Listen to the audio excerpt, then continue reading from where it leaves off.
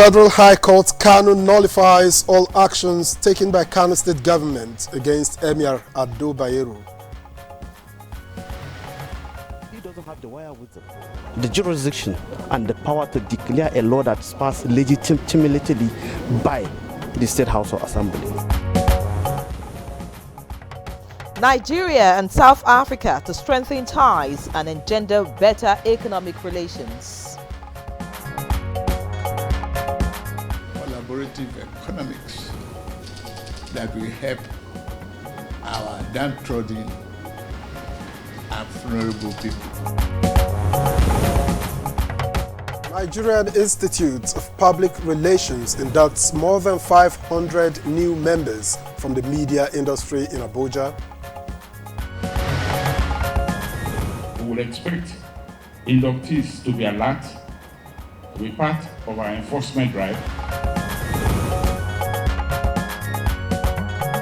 In Nigeria today, we shall focus on cholera outbreak in Nigeria.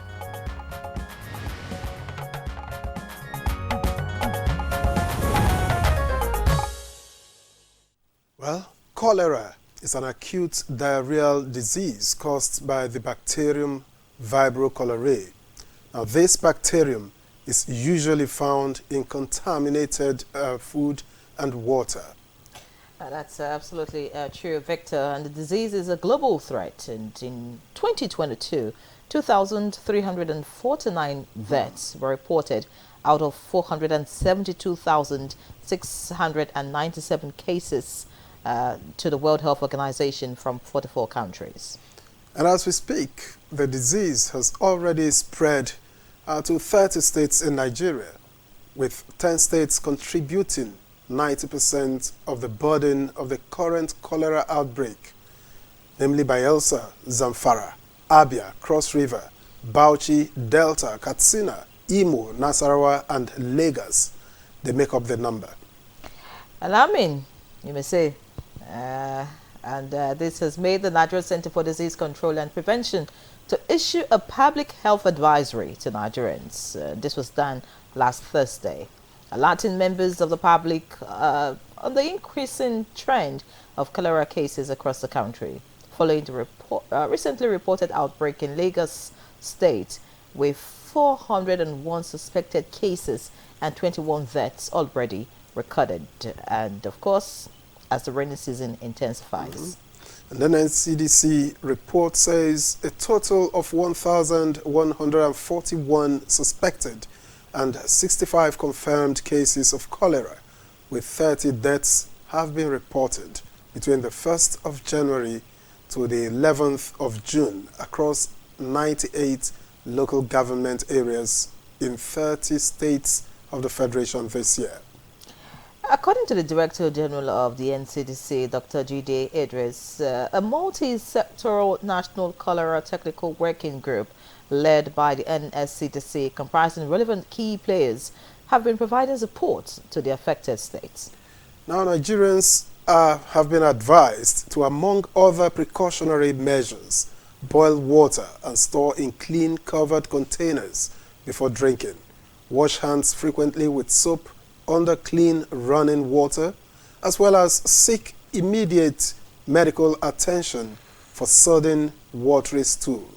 Now, state governments are to also prioritize actions that ensure access to safe water, basic sanitation, and proper hygiene practices in communities.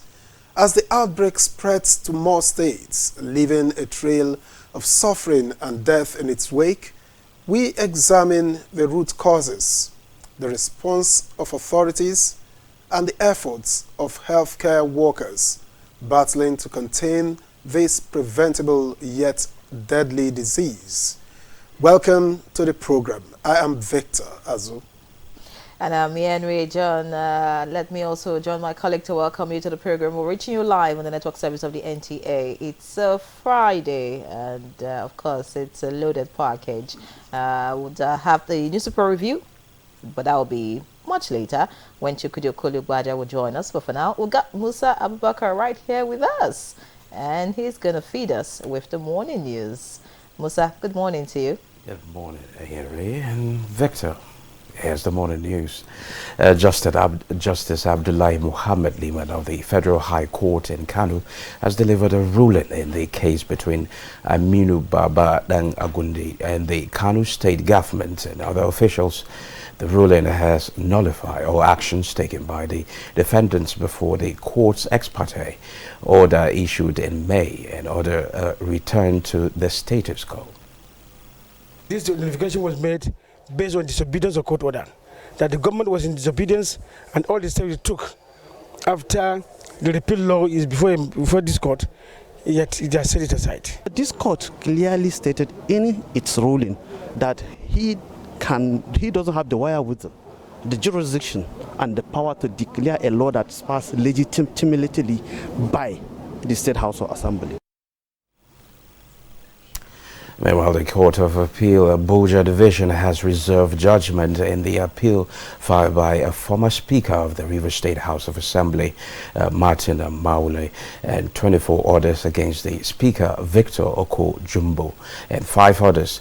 The appellate court reserved verdicts in the matter after parties have adopted all their briefs in the matter. The proceeding that was conducted virtually on Thursday, Maule and others are asking the court to stay execution of a high court verdict which saw them out of office and further proceedings in the suit, and that whatever decisions Jumbo has taken while in office should be set aside. They are also asking for an accelerated hearing in the matter while contending that the order made by the trial court was without jurisdiction. The respondents prayed the court to dismiss the appeal for lacking in merit because the records of appeal transmitted were incompetent after the submission of the counsel in the appeal. The 3-man panel led by Justice Jimmy Olukayode Bada reserved judgment to a later date. The appellate court had, in a ruling on June 14, ordered that all parties in the suit maintain the status quo and cease every form of hostilities until the matter is heard and decided. Nigeria and South Africa have agreed to strengthen ties and engender better economic and bilateral relations between the two African giants. This was during a meeting between President Bola Tinubu and his South African counterpart Cyril Ramaphosa in Johannesburg. The host president met President Tinubu to personally appreciate his presence at the inauguration of the country's 7th administration. Collaborative economics that will help our downtrodden and vulnerable people. The two countries, South Africa and Nigeria, are very important in our continent, and when the two countries work together, which we are, and we do things together, it benefits Africa. National Association of Nigeria Students, NANS, has lauded President Bola Tinubu's effort to reconstitute tertiary institutions' governing councils. A statement by the national president of the association described the development as a clear demonstration of the President Tinubu's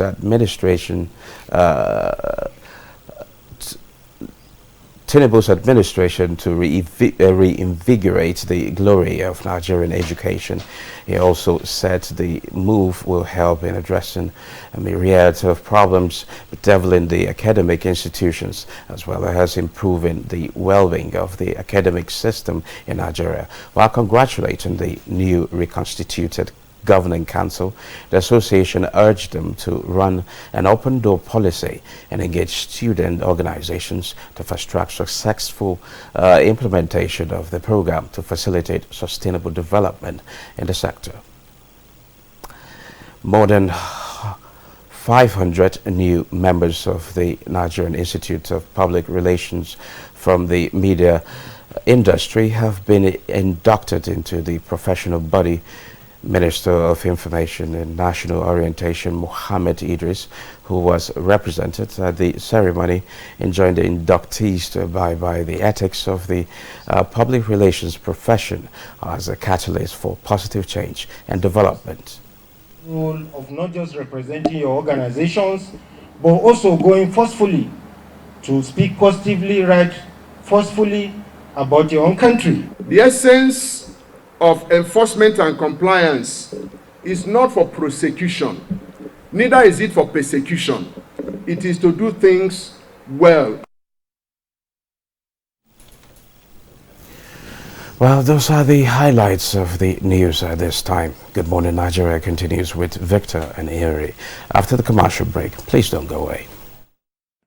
The head of the Civil Service of the Federation, Dr. Folashade Yemieson, CFR, invites civil, public servants, stakeholders, and the general public to the 2024 Civil Service Week with the theme, Educate an African Fit for the 21st Century, Building Resilient Education Systems for Increased Access to Inclusive, Lifelong, Quality, and Relevant Learning in Africa. Activities lined up in commemoration of the week are as follows. Commissioning of Fish Housing Estate, Friday, June 21st, 2024, time 10 a.m., Gwagwalada. Sporting activities, Saturday, June 22, 2024, 7 a.m., Moshood Abiola Stadium, Abuja. Awards and Gala Night, Saturday, June 22, 2024, time 7 p.m., Abuja Continental Hotel, Abuja. Special guest of honor, His Excellency, President and Commander-in-Chief of the Armed Forces, President Bola Ahmed Tinubu, GCFR. Interdenominational Church Thanksgiving Service, June 23, 2024, time 10 a.m., Izuzosia Church of God, Mabushi, Abuja. Announcer, Dr. Deborah O.N. Odo, Permanent Secretary, Service Policies and Strategies Office. For Head of the Civil Service of the Federation. Give me a Risco tomato instead. I go give you imported tomato. Be like saying that people like you, the wicked our country people. You see this Risco, Richiku or Nachiko, Then take correct natural ingredients, make them. If not made in Nigeria, like a Risco, get many benefits. It help grow our economy. And job plentiful, nyafo nyafo. And when you put them inside mouth, it's sweet and it dig the one for. Buy made in Nigeria. Buy a Risco product.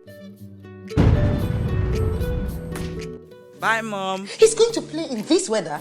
Why did you let him go? He might fall ill. And if he doesn't go out for practice, how will he win more trophies? To protect our family from illness-causing germs during the rainy season, we use Dettol soap every day. Dettol with Germ Defense gives you protection. Rainy season brings a lot of germs, and Dettol soap's Germ Defense protects you from up to 100 illness-causing germs. Dettol soap is endorsed by the Nigerian Medical Association. Be Dettol sure.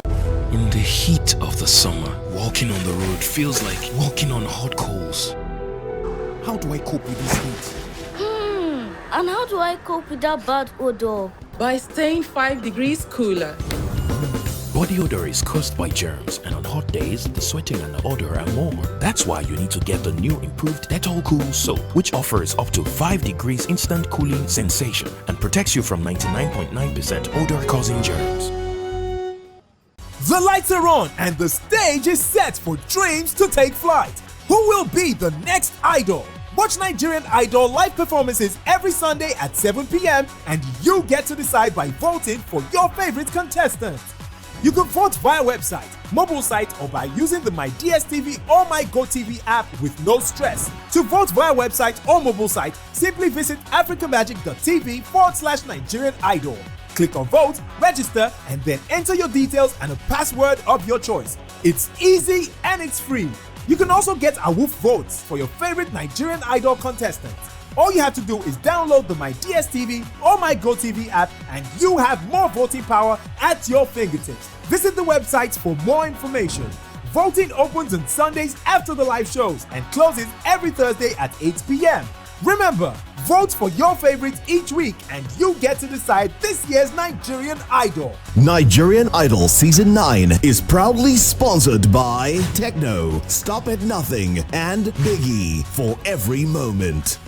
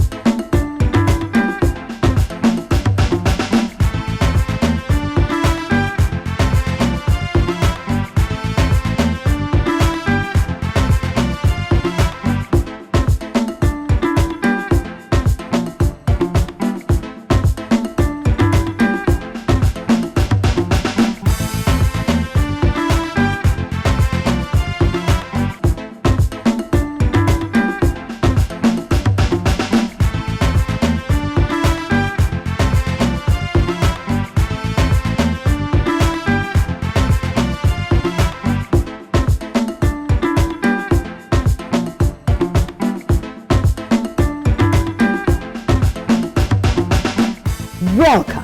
It's Weekend Deal.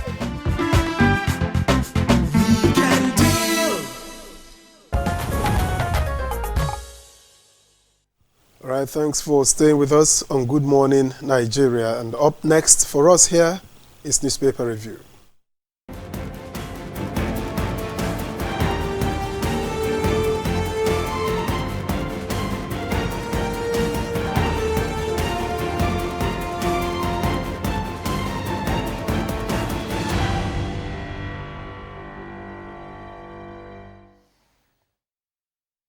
All right, we got a newspaper reviewer, Chukwudi Okuli with us this morning. Chukwudi, good morning to you. Good morning, Nyeri. How are you doing? Very well. Victor, how are you too? I'm all right. Good morning. And you look all right. Maybe you'll become Papa JB of Good Morning Nigeria. Happy Lord, on time, back. When I'm in this mood, you stop me early enough. In the mood. So we don't derail us, okay? All right, let's take a look at the headlines on the front pages of the papers that we have this morning. Very busy day, I must tell you, looking at the front pages of the papers. So many stories that would interest you, of course. And the lead story on the front page of the Leadership Friday this morning is carrying this caption, Game of Thrones. Fielding parties claim victory in Kano court ruling. The riders amended Emirate law valid. Bayero wrongly removed, says court. State government orders demolition of mini palace. Insists Sanusi remains emir of Kano. Wow. Page 7 has all the details. Away from that, we have 2 weeks after Niger miners still trapped. Not a good one. Army takes delivery of 2 helicopters. That is good news. Page 21 has that. And court nullifies 33 Ondo LCDAs. Away from that, we have a picture of the ASU president here. And the news is not nice. ASU threatens strike. Others give ultimatum. Again, page 7 has that update. Beside the masthead, we have new HIV prevention injection, safe, effective, according to study. And above the masthead, we have NNPC, Total Energies commit $550 million to boost domestic gas market. And then we have this one here, don't leave Rivers local government secretariats, IGP orders police. All right, you want to see what's happening. A copy of the leadership would guide you. Looking at the Nigerian pilot now, we have this story in red. Stop eating imported frozen chicken. It's a screaming headline. The riders experts warn Nigerians against consumption of imported genetically modified frozen chicken. Draw attention to featherless chickens being prepared for markets in Nigeria, other tropical countries. Ask businessmen to desist from importing frozen chickens. One commentator describes the featherless chicken production as diametrically insane.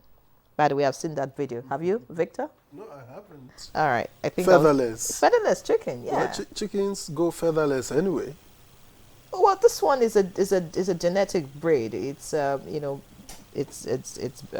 there's this modification. Its wings is going to be a genetically modified breed because chickens are known to have wings. They are not like the emu or the kiwi. Those ones don't have wings, I think. I hope I remember my biology. Yeah, well, biology you could say, but I can't remember the word for. There's on the I can't remember. Please, let's not confuse us. Anyways, but even watching that video alone, the scientist who was involved in that breeding actually said the chicken was being prepared for the African market, and you wonder why. Why African market? I don't know. We like it wingless. Is it wingless or featherless? Featherless. Oh, featherless. Yes. What is it going to look like? It comes bare. So you just see the meat. It's just. But nature had a reason for putting feathers on a chicken. Well, these ones are prepared for eating. African market. All right, let's look away from that quickly. Just taking a few more stories on the front page of the Nigerian Pilot. We have Korea High Court scraps all 33. All right, that's already been taken. Abia government partners EU on critical priority areas. And this one here says FRSA produces 73,740 driver's licenses in 2 weeks to meet demands. All right, that's the much we can take from the Nigerian Pilots. Victor. Right, and that takes us to the Daily Sun, which leads with the headline, Fresh Twist in Kanu Emirship Crisis as court sacks Sanusi. It has 2 riders, accuses state government of ignoring earlier order. Police direct hunters, vigilance groups to steer clear of security duties in state. And then, just beside or to the right of the masthead, Nigeria's debt rises to 121.67 trillion naira, adds 24.33 trillion naira in 3 months. That's on page 25 of the Daily Sun. And then at the bottom of at the foot of the front page here, cholera. FG dispatches experts to Lagos, Enugu, Sokoto. Outbreak escalates in Lagos, claims 21 lives. Cases rise to 401. That story can be found on page 6. And to the right of the front page, the right column, Kaduna protesters want ex-governor El Rufai arrested, prosecuted.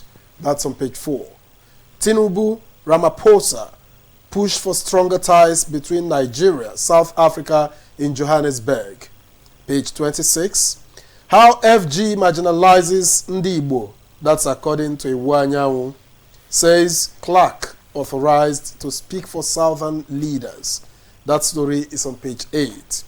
World Bank sets conditions for Nigeria's $1.5 billion loan. Well, details, you get them on page 2.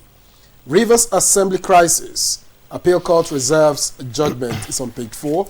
And finally, why we oppose police recruitment by PSC, IGP. That's according to the IGP, and you find the story on page 5. Chooks the boy. Yeah, the Kano affair.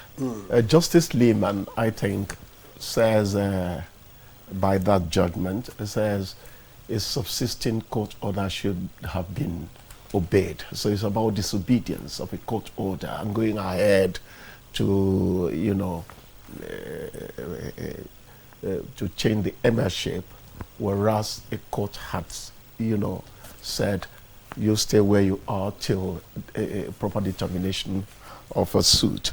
So you're going to call in legal experts who are going to be more succinct, clearer than us as journalists who are just taking a little of everything. But I think that it's about there was a court order that should have been obeyed. So let's leave it at that, so we don't make it murky.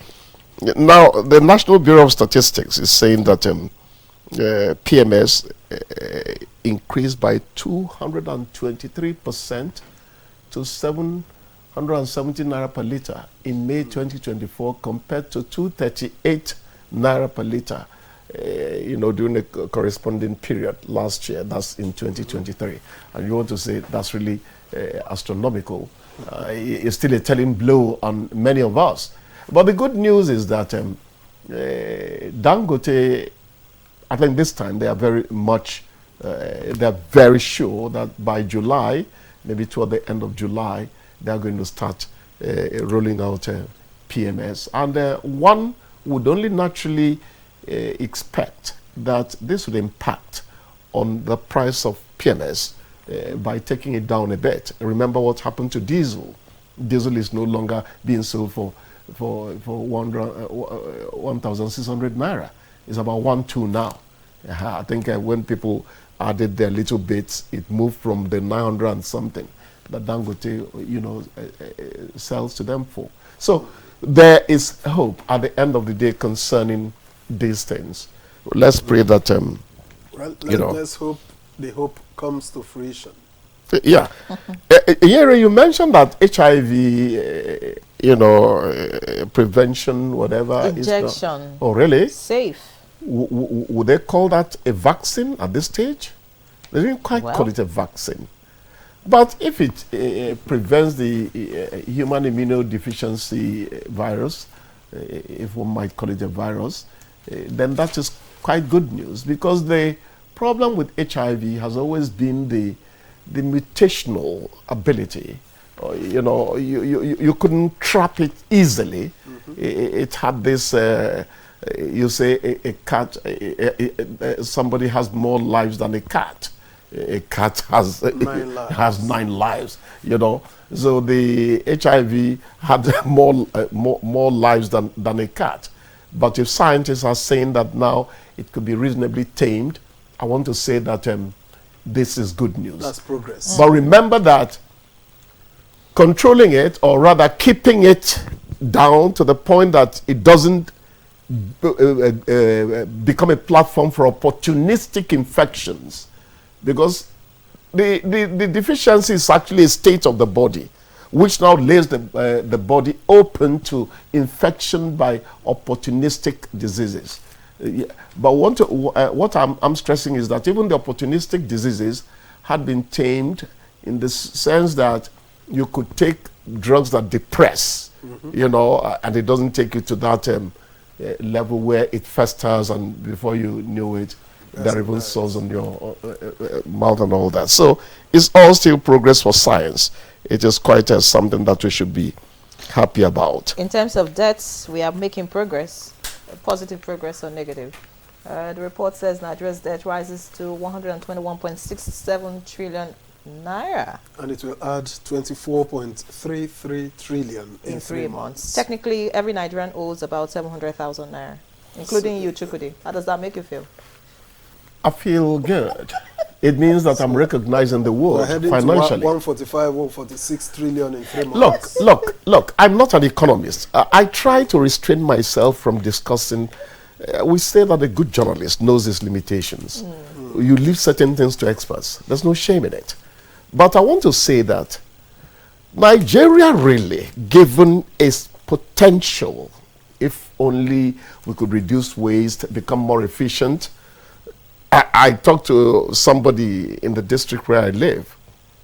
I see him on Okada almost every time.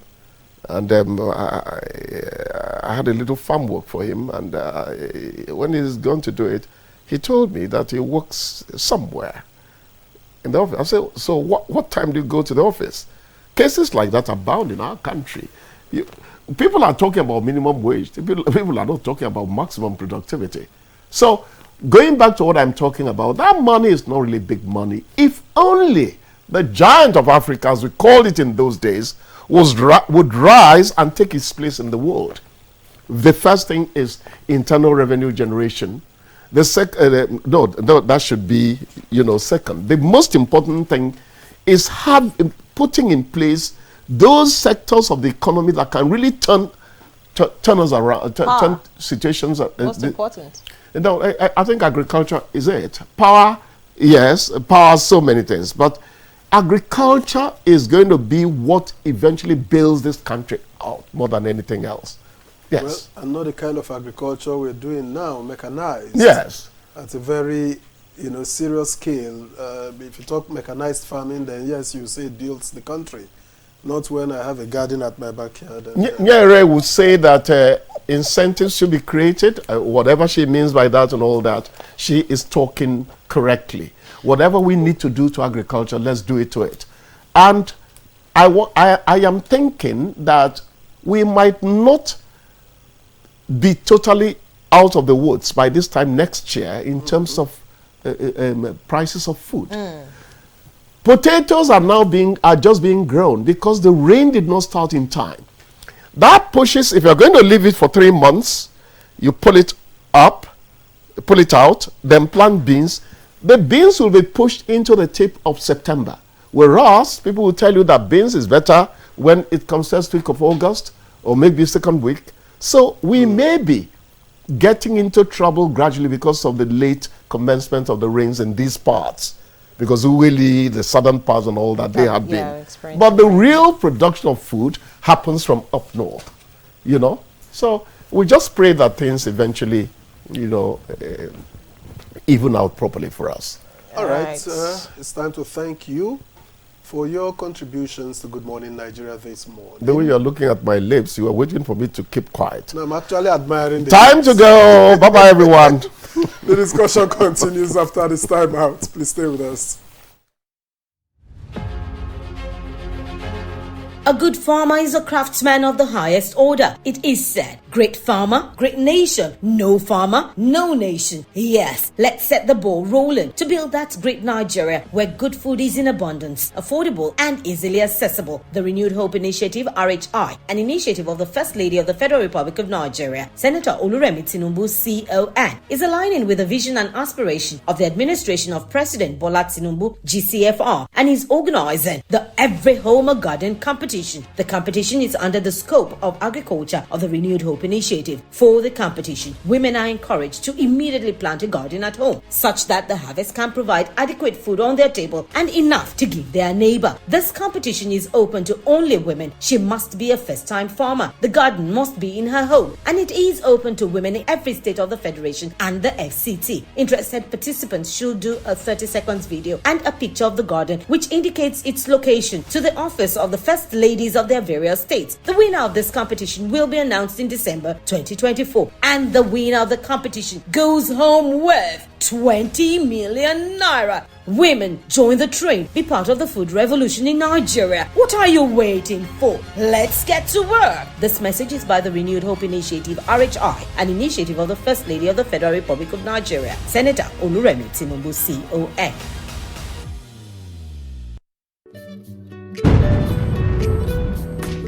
Bye, Mom. He's going to play in this weather? Why did you let him go? He might fall ill. And if he doesn't go out for practice, how will he win more trophies? To protect our family from illness-causing germs during the rainy season, we use Dettol soap every day. Dettol with germ defense gives you protection. Rainy season brings a lot of germs, and Dettol soap's germ defense protects you from up to 100 illness-causing germs. Dettol soap is endorsed by the Nigerian Medical Association. Be Dettol sure. Name a role that seems to always exist in most Nollywood movies. Wicked stepmother. Ritualist. A wealthy man. King.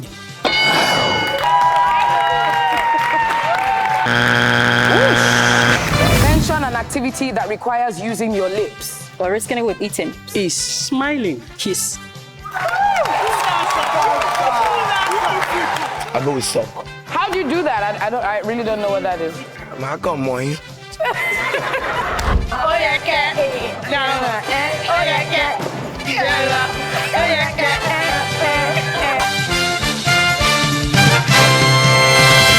In the heat of the summer, walking on the road feels like walking on hot coals. How do I cope with this heat? And how do I cope with that bad odor? By staying 5 degrees cooler.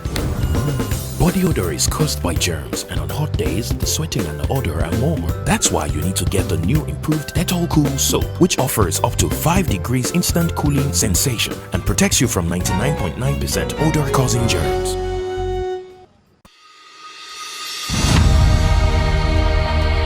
Nigeria means a lot to me. And Nigeria means peaceful cohesion. My country. We continue to pray, and then hopefully we will come to understand that unity of purpose, unity of living together. Our ethnic beliefs and background and culture is our strength. Ever since the amalgamation period of 1914 to date, about 109 years ago, the people of Nigeria live very peacefully with one another. I think diversity helps a lot to enhance robust development in Nigeria. All over the country, you have so many ethnic groups, over 250. That is enough to tell you that this is a blessed country, that God has kept, together as one indivisible entity.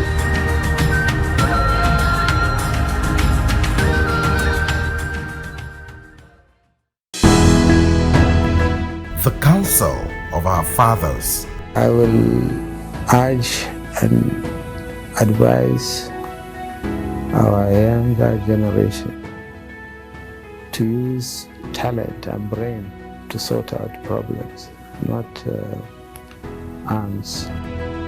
Nigerian youths, let's build our nation together.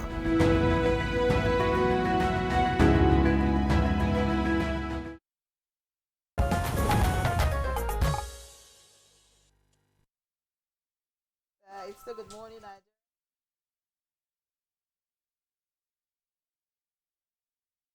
On cholera outbreak put together by our correspondent Garbanata Ada. Earlier, 5 persons reportedly died and 60 people were hospitalized in Lagos for severe outbreak of cholera, otherwise known as gastroenteritis. Recently, Lagos recorded 21 deaths and Nigeria has recorded about 1,314 cases, which has now become a source of concern as the epidemic continues rising. 10 states that have contributed to 95% of the burden are Bayelsa, Zamfara, Abia, Cross River, Bauchi, Delta, Katsina, Imo, Nasarawa and Lagos.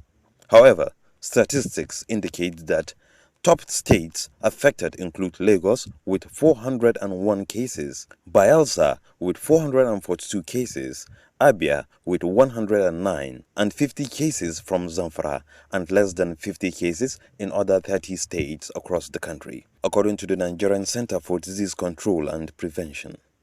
Health experts revealed this necessitated a public advisory alerting the public of increasing tendency of cholera outbreak across the country as the rainy season intensifies. Cholera is a highly contagious food and waterborne disease. It can be transmitted through drinking or eating contaminated food or water. Due to poor sanitation and lack of hand washing, one can contract the disease. Health experts also revealed the symptoms of cholera, which include diarrhea and vomiting or may be associated with nausea and fever. In the last 2 centuries, there were 7 pandemics, but reported in Africa was in 1971. And since then, the struggle to tame the widespread of the disease has been on.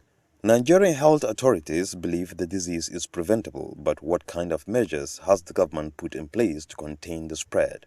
What is responsible for the severe deaths recently witnessed despite preventive measures? What is the comprehensive report on the status of the cholera outbreak in states so far? All these issues shall be discussed by guests on the program. All right. Thank you very much, Garba Natala, for that background report. And joining us now here in the studio to discuss cholera outbreak in Nigeria, let me introduce Dr. Teresa Ekaite-Nwachukwu, State Epidemiologist, FCT Health Service and Environment Secretariat. Thank you very much for coming on Good Morning Nigeria. Thank you. I'm happy to be here.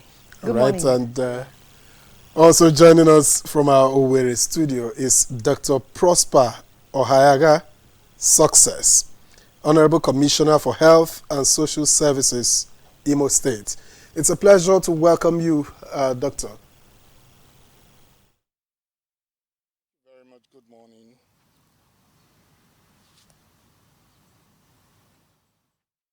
I like your view there. Because shows that Imo is very calm and looking great this morning. Our next guest also joining us virtually is Dr. Abiodun Oguni, PhD, Assistant Director and Epidemiologist, Head, Subnational Advocacy, Health Security and Health Promotion, Nigeria Center for Disease Control and Prevention, NSCDC. He's also the lead National Rapid Response Team supporting Lagos State. Many thanks for joining us, Dr. Oguni.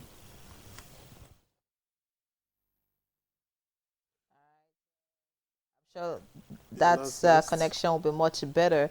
We're also supposed to be joined via Zoom from Bauchi State. We have Dr. Rewanu Mohammed, Executive Chairman, Bauchi Primary Healthcare Development Agency. Dr. Mohammed, good morning to you. Good morning, NTA. Good morning, Nigerians. All right. Let's begin this conversation, I guess, from best from Lagos, where Dr. Abiodun Oguniyi is. He's Assistant Director and Epidemiologist, Head, Subnational Advocacy, Health, Security and Health Promotion at the NCDC. Doc, this morning we were reading the papers, and the information is that 401 cases have been reported, and there are 21 deaths. What's the status as at this morning? Is it still 401-21? Good morning, presenters. Very good morning, Nigerians. Thank you very much for having me on the call. Confirm that that was the last data as released by the state. Thank you. Country regarding the cholera burden that is the major issue that the health sector is battling with at the moment.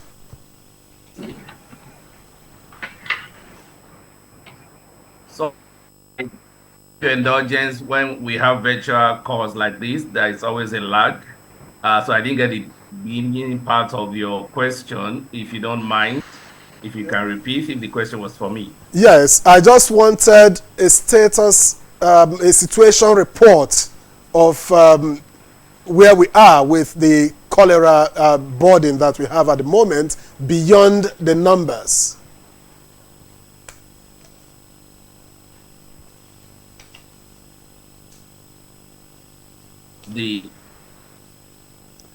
A situation report. Where are we with managing? Noise.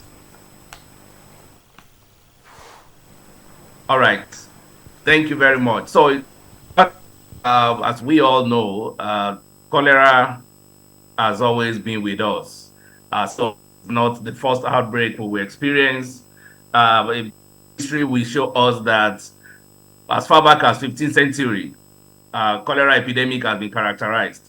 And in the last in the last 2 centuries, for instance, we've had pandemics.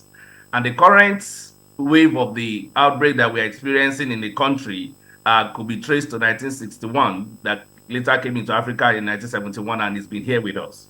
Over the years, in the let's say in the last 2-3 years, for instance, we've had incidents of cholera that are even higher than what we currently have.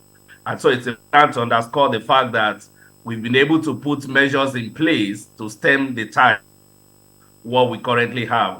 By this time in 2021, for instance, and 2022, the cases are way much higher than what we currently report, which shows a progress in the intervention. But as it is at the moment, having seen the level of, let me say, the spread of this outbreak across different states in the country, it might interest us to know that before this period, we already have a prediction to know that these outbreaks have this seasonal pattern and this come up again. So when it's easy to relate with it, because that is when the outcome of our practices, let me put it that way, the open defecation practices comes out, because the rainfall will come with sometimes heavy floods that are also being predicted by NIMET, and it washes the surfaces, they wash the septic pathways, washes the gutters, and the surfaces where open defecation has occurred, and this brings cholera bacteria, that is Vibrio cholerae, into the water streams. So when there is contamination of the water sources by this cholera, by this organism, then it leads us into what we currently have. But for us as a country, having known that this is going to come up, at the end of every outbreak like last year, we've been able to do our after-action review, which helps us to know what are the challenges, the gaps, and the best practices. And with that, one of the actions, or some of the actions we positioned, was to have supplies for cholera consumables for managing cases in all the states, especially the hotspot states in Nigeria. And with this, we expect that every state should be able to start, and that is what many of them started with when these are been able to train LGA, that's local government area, around the country. And with that, these are the frontline officers that situation when it occurs. The third point is that we were able to issue advisories to all the state, like one of the advisory was what your media outlet just read before we started. So with this information, preparing the mind of the states to know that this outbreak is going to occur is one of the efforts to help them put measures in place so that they can begin to stay situation with respect to facilities that they will use for managing the cases. Their surveillance system is being improved to see that they can pick the cases. And we have a very robust surveillance system that can help us pick these cases. But if we are, okay, thank you very much. Let me pause there. I think you want to say something. All right, Dr. Oguni, thank you so much for that update. Coming from the CDC. Let's quickly get to the Honorable Commissioner for Health and Social Services. All right, looks like that connection is not, good enough. But let's come back here in the studio. Dr. Teresa Nwachukwu, I'd like you to, just first and foremost, for those who are probably trying to understand what we're talking about, just give us an overview of what cholera is about, the causes and how it presents in, someone infected with cholera. Thank you so much. So cholera, like Dr. Oguni just said, is a bacterial disease. It's an infection that is caused by a bug, a bacterium, okay? So I use that word, a bug, so everybody can get what we're talking about. And it's a fecal-oral infection, which means it comes from the feces to the mouth.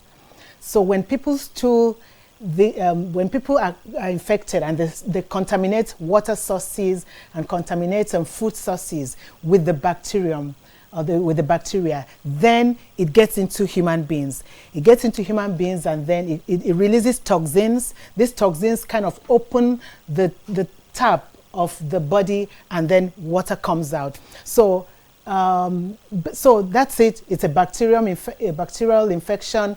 It's taken in through contaminated food or water, and it causes basically stooling and vomiting with severe dehydration. And so the symptoms are very clear.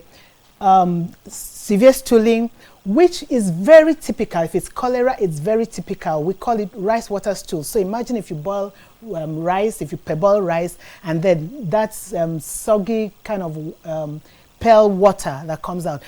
Cholera stools are like that. So they look like rice water, and so it's very typical. And then it causes dehydration, especially in children, and it's something that can kill within minutes, literally within minutes. And so that's it. And like Dr. Oguni said, our habits, the things we do in terms of open defecation, in terms of poor sanitation, not washing our hands well, these are the things that preposition the infection to take root and to spread. And then when we even use contaminated water to wash our fruits and vegetables, we can also eat these thinking that we've washed them, but we actually, because we use contaminated water, we get infected. And so this is the simplest way to explain what cholera is about. And there's several serotypes of the Vibrio cholerae, different types. And we have some certain types that cause epidemics or outbreaks like we currently have. And so when those types are out, it's now left for everyone in the community to realize that there's a problem and link with the health system, link from the communities to the health system, to epidemiologists, and to public health officials to ensure that we're working together as a team to prevent this infection. So that would be a brief overview of what's happening in the cholera ecosystem. Who are those more susceptible? Would you say children or adults? So everyone is susceptible, but children would suffer more severe consequences because they lose 70% of their body fluid is gone, and then they die more easily. So everyone is susceptible, but children are also extremely susceptible, and especially those who live in areas of poor sanitation, people who have very poor access to water and sanitation services, no toilets, no hand washing facilities, no clean drinking water. These are people that are susceptible to cholera. All right. Let's put you on hold, Dr. Nwachukwu. Let's head to Bauchi, where we have Dr. Riwanu Mohammed, Executive Chairman of the State Primary Healthcare Development Agency. Dr. Riwanu, thank you for your patience. I'm sure you've listened to the guests that have spoken before you. I just want to get a situation report of this health crisis, health burden in Bauchi, where you are, and how the state government is coping. The viewers, Bauchi State actually he had the report that there's an outbreak of cholera in Bauchi. Yes, we have suspected cases. In January, we have about 30 suspected cases in one of the local government. And then I think in March, we have another 3 suspected cases, which they are not positive all. They are actually negative. But in 2021, we had a lot of cases, almost 29,000 cases of cholera in Bauchi State. And almost 10,000 was reported in Bauchi town alone, in one of the centers we are managing with MSF. And that is a big challenge at that time. So we really had a lot of crisis of cholera since 2021. And then when we assumed duty in 1999, cholera was actually the big challenge in the state. And then we actually started enlightening the public. We set up what we call technical working group on cholera and technical working group on all other infections like Lassa, yellow fever. And then we also did what we call incident action plan. Incident action plan are done to actually set and then plan with your partners what kind of work are you going to do to carry out the control of cholera. We know the time, as the Togui said, it is at the beginning of rainy season. What time are we planning to actually start this activity before the rainy season, so that all work has to be done? But my concern is the synergy between all sectors during cholera control.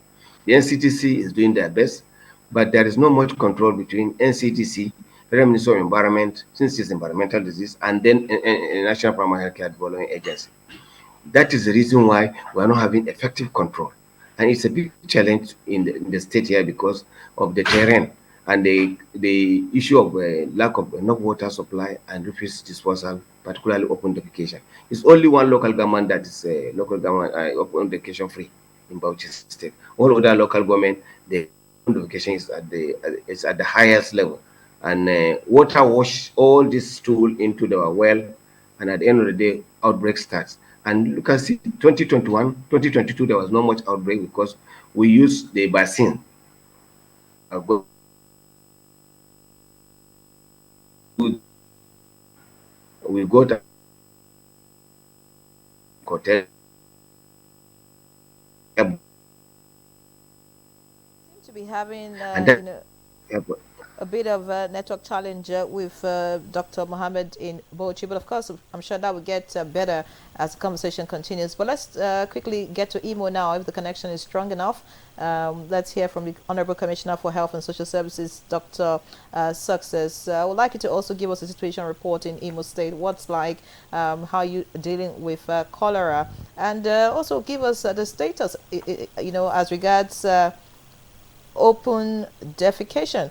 Okay, well, looks like that connection is still not there, but I'm sure all of that will be rectified. So we'll come back here in the studio. We do not have a network connection with you, Dr. Ekaite, because we can see you right here. So of course, what worries me about cholera, and I'm sure a lot of Nigerians, is the fact that open defecation is still a major problem in Nigeria. A Watchdog report says that about 48 million Nigerians still engage in open defecation. Only 8% of Nigerians have access to clean water for hand washing or even for drink, and then drinking. Of course, so many stories around that. Do you really think that we have the capacity, to stem this disease before it becomes an epidemic? I think we have the capacity. We just need to engage more with the communities. We need to engage more with the communities. The guest that spoke last talked about the 2021 outbreak, and the FCT was part of that outbreak. We experienced that outbreak in 2021. And after that outbreak, a lot of things were put in place. Yesterday I was in one of the communities that had a public health, public toilet facility that was built in that community. And as I speak to you, as at yesterday when I was there, that facility is no longer working. And it's all locked up. And I think the community is waiting for the government. So the community, I was expecting, and I had that conversation with the leaders, I said, why can't the community come together and make sure that this facility is working? Because I saw the public toilet was locked up.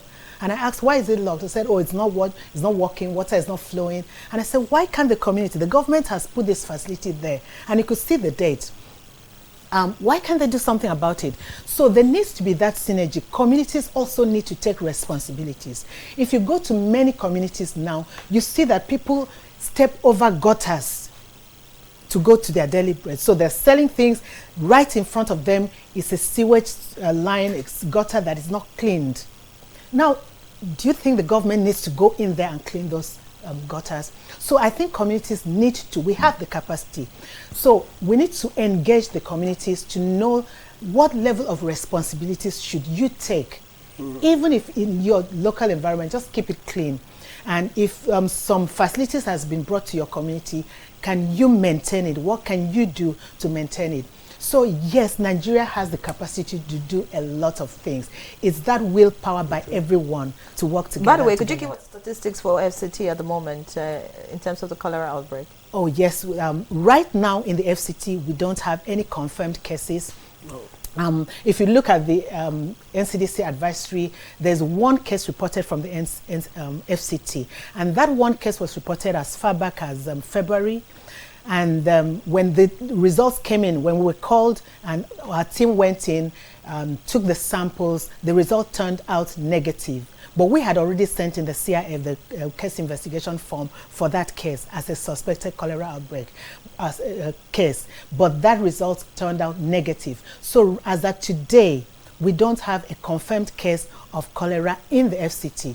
As I speak to you, we have teams out on the field. Yesterday, I was out on the field myself, searching the health facilities, going to private hospitals, asking community members, have you heard something? Have you seen something?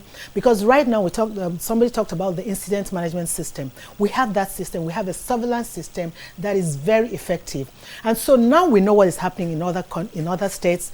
We're surrounded by states who have reported cholera, so we know that it's just a minute away.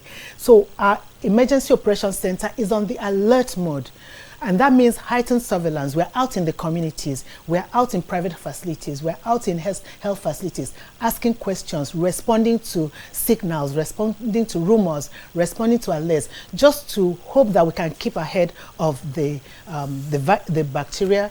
So far in the FCT, no, we don't have a case of cholera right now. I want to emphasize that. And we're calling on everyone in the FCT to join hands with the Mandate Secretary, Health and Human Services Secretariat, Dr. Adedola Kwafasha, where she's very passionate about this, to join hands to ensure that cholera doesn't get into the FCT. So what do you have to do? Wash hands, make sure you're using clean water to wash your fruits and vegetables, cook food well, don't eat overnight food that has not been properly cooked. You may want to reconsider buying street food at this moment until this acute phase is over. Yeah. All right, Dr. Kaite, thank you again for the insights there. Let's head back to Lagos, where Dr. Oguniyi, right?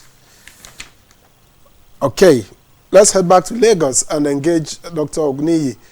Could you please give us a sense of the state of facilities and the preparedness of personnel there in Lagos to combat what we are having at the moment with regards to cholera, which is said to be in its acute phase?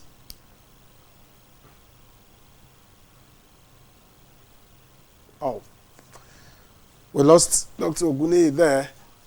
Is he? Dr. Oguniyi, can you hear me? I can hear you. Can you confirm you can hear me, sir? Yes, I can hear you. Please give us a sense of the state of facilities where you are and the state of readiness of personnel, of medical personnel to deal with the situation as it is? Yeah, thank you very much. Lagos State sudden surge in number of cases can be partly attributed to the floods, the heavy rainfall that occurred just some days before we started having this large number of cases. And it was all over the state. And that could partly be responsible for how the contaminated water has possibly found its way to different parts of the state. And definitely, if the water pathway is contaminated, and this is the same water that people use for making food, for drinking, and others, then we can understand why we have this kind of surge. But it's interesting to know that Lagos State is on top of the situation. I can report that to you without mincing words.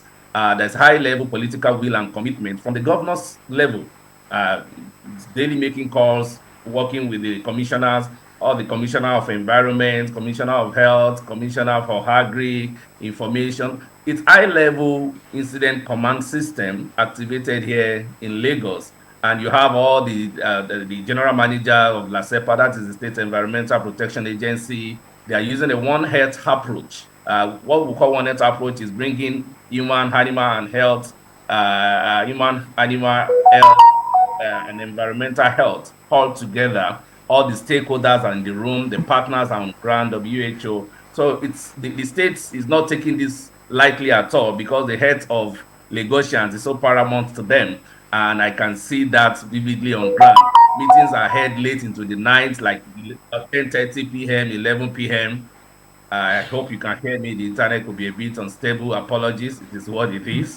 As far as the facilities are concerned, the management of the cases, one of the things that Lagos State did, which is very commendable, is to declare treatment for cholera free. So as long as the treatment is free, it's easy for those who are affected, because we know that this is a disease associated with poverty. Those who cannot afford, access to good water, or other sanitary that are poorly managed. So the facilities are made available for them. They are free. All the general hospitals in the state, about 28 of them, plus the teaching hospital and other federal government hospitals, are all activated to be able to manage cases. And most of the cases that are coming in, the challenge we've had is just because the patients present late. And we know that cholera is a disease that can kill within a short time. It has a very short incubation period. So within hours of onset, somebody is losing water, is losing electrolyte, the body fluids are going. And we know that from science, almost 70% of the human body is made of water. So if this water is going off rapidly, cholera is a very virulent organism. Vibrio cholerae is a very virulent organism or germ that can produce episode of diarrhea every 30 minutes, every 1 hour. So imagine somebody losing water every 1 hour in a large volume and is not being replaced. That is why they go into shock. And eventually, by the time they are coming to the hospital, a number of the cases that came into the hospital are brought in dead. All right. And many of them, by the time they came in, their veins where they can set lines have even collapsed. So one of the challenges is the poor health-seeking behavior of the people. And as soon as the government got wind of this also, they have intensified efforts in community engagement, house-to-house sensitization, using all the structures in the community level, the patent medicine vendors engagement, and all the relevant stakeholders to ensure that people can come out early and get treatment, because it's a disease that is easily treatable. There are prepositioned supplies, which NCDC also supports, and WHO. All the relevant supplies for managing the cases have been made available. The environmental surveillance team are going house to house. They are testing waters. They are decontaminating the affected communities as we speak, since the outbreak started. They've activated that high-level incident management command system, which is getting the full support of the governor on daily basis for it. So I think that is also responsible that despite the Salah break, Salah holiday with all the heating, the whining and dining, you can look at the curve of Lagos State, the epidemiology curve of Lagos State that describe the cases, that it has not gone as high as it was before the Salah break. Even today is already Friday. And so it's a testament that the state is really up and doing on this regard, and we really commend them for this effort. There's a lot of political will, technical expertise on the ground. They are working across all sectors, round the clock. The state leadership, many of them were even Muslim, did not go for Salah break. They were on the field. So it's very commendable that Lagos State is on top of the situation, and they are receiving the relevant support from partner. Of course, NCDC is on ground to continue to protect the health of Nigerians, including Lagosians. Yeah, I'd like to stay with you on your comment on cholera being a disease of the poor. We know that cholera can also be termed as blue death, you know, considering how it kills and all of that. When you say disease of the poor, I'd like you to, to explain properly, because, we know that even the wealthy, if you like, the average in Nigeria, only very few have access to really clean water. Not necessarily because they are poor. It's just because, water supply in the country is not, everybody, you have to drill your borehole, and then it depends on how it is drilled. I hear that if it's not deep enough, you could still have fecal matters from soccer waste close by move into your water, but and all of that. So just explain that. And then I listened to the Commissioner for Health, Lagos State. He talked about the fact that the strain, causing cholera in Lagos State is very aggressive. And he gave some terms about it, and that's why it is spreading very fast. What are you doing, and explain this strain to us? Is it that there are different strains being found in different states, or it's a particular strain that is being circulated all over the country at the moment? Very great questions there. So let me start with the last one so that I don't forget. Now, Dr. Ekaithi mentioned earlier on that Vibrio cholerae has serogroups. That organism that is causing this, the bacteria or the germ that is causing this disease is called Vibrio cholerae. Now, there are about 206 serological groups, like family members of this disease, of this organism. But of these 206, only two serogroups are known to cause outbreak. Others can cause mild abdominal upset and all that, but only two of them can cause outbreak. And is somebody talking? Okay. Go ahead. And I hope you can hear me. Can you confirm you can hear me? I can hear you, Dr. Oguni. Go ahead. Okay, so two of them that are known to cause outbreak, and they have been responsible for outbreak in the last couple of decades, are the ones we call the Serova 01 and Serova 0139. Now, those two have been responsible for outbreak, but in recent time, it's only the Serova 01 that is a very virulent organism that has been responsible for this. And I tell you a bit more about this, and it will help Nigerians to understand why we are still having this outbreak. This particular group of bacteria, they are very virulent. So they also have what we call the biotype, the biological type, which describes their function. And by their function, we are saying the ability to to release toxins. Toxins are those things that they release when they get inside the intestine of human being and cause all the damage that they need to do. They are also described based on their ability to survive in the environment. This organism we are describing this morning can live in the environment for weeks, for months, for years. They can go into what we call dormancy, meaning when the weather is hard, they deactivate their functions, and they can survive in water, in the dry land, in temperature that is 10 degrees or 40 degrees. They can survive in salty water, in fresh water. They can survive in the skin of human. Plastic waste that you drop on the streets and everywhere, they can survive on it. And as soon as the situation becomes favorable again, the rain comes, it washes it, and it finds its way into human being, they activate their functions. So when they get into human being, the first thing is that they rehydrate themselves with the water available within the small intestine. When they do that, the next thing is they activate all their functions and they start causing their damages.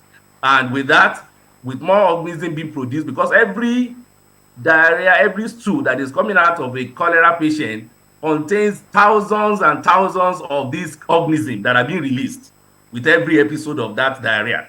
And so they continue to contaminate the environment again, and the cycle continues. So for an organism that also has the ability to protect itself from sun radiation, it can protect itself from extra harsh condition.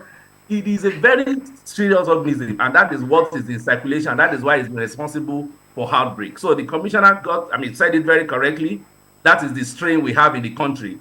The biotype, the serotype, they are those ones that are known to be virulent and causes a lot of damage in the system. That is the fourth part of the question. So when you have this organism that can survive on human skin, that can survive in the environment for long, you can see that as long as people keep continuing with their, and that leads me to the next question that you asked about whether it's a disease of poverty.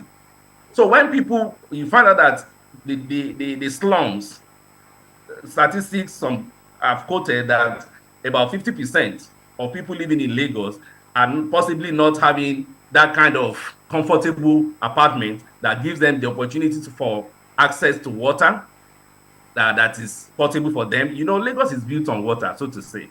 Of course, a good part of Lagos is surrounded by water.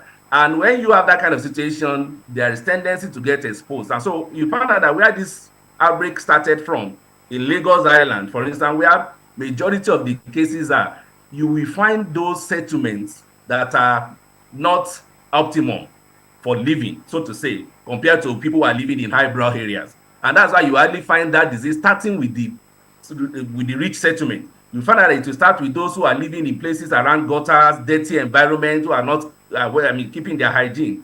So when we say it's the disease of the poor, it's related to their ability to have access to good housing conditions, their ability to have access to good water conditions because of where they are staying. And they themselves too, they are not able to afford the basic livelihood that can even boost their immunity so that the disease doesn't come down, bring them down.